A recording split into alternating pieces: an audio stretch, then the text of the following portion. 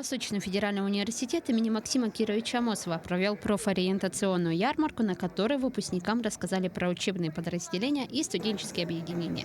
Сотрудники обратили внимание и на правила приема в учебное заведение.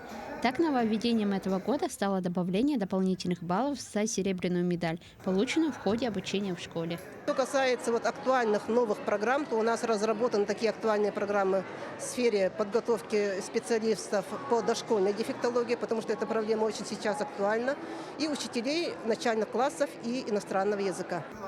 В прошлом году на многие программы подготовки на обучение в рамках отдельных квот на бюджетные места было зачислено 69 человек.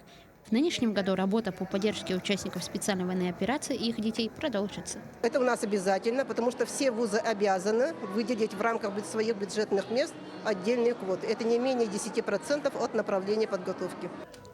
Одним из подразделений университета является Горный институт. Его сотрудники готовят студентов по двум направлениям: техносферная безопасность с 3 профилями подготовки и горное дело также с 3 профилями подготовки. Выходя на рынок труда, выпускники всегда смогут найти себе работу. Наши выпускники работают во всех сферах, да, получается, и образование, и медицины в том числе, да, и промышленность тоже у нас имеет место быть, ну и во всех предприятиях, где 50 и более человек, как раз-таки специалисты наши, они востребованы. А таких предприятий, где 50 и более человек, очень много, да, по республике. Лена Ксенофонтова приехала на профориентационную встречу вместе со своими одноклассниками. Девушка заканчивает 11 класс и будет сдавать экзамены по английскому языку и обществознанию.